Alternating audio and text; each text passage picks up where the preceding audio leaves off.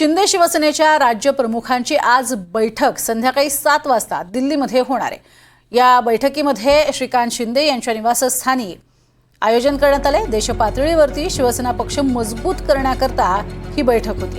या बैठकीला राज्याचे उपमुख्यमंत्री एकनाथ शिंदे उपस्थित राहण्याची शक्यता आहे।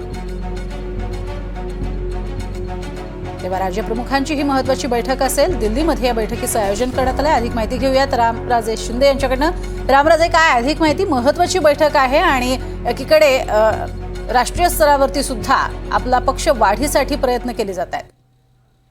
बिलकुल त्याचाच हा भाग आहे आणि म्हणूनच महाराष्ट्राबाहेर जेवढे राज्य आहेत, ज्या ज्या राज्यामध्ये शिवसेना विस्तार करायचा आहे त्या सर्वच राज्यातील प्रमुखांना बोलवण्यात आलेला आहे। आज डिनर केलं जाणार आहे। डिनर डिप्लोमसी तिथे आखली जाणार आहे।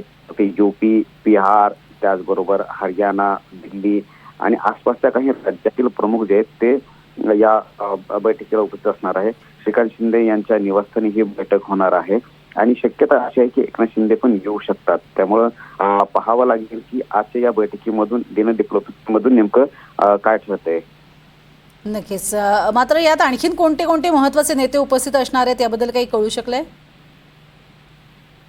श्रीकांत शिंदे असणार आहेत, त्याचबरोबर त्यांच्या जवळचे काही खासदार आहेत ते सुद्धा उपस्थित असणार आहे।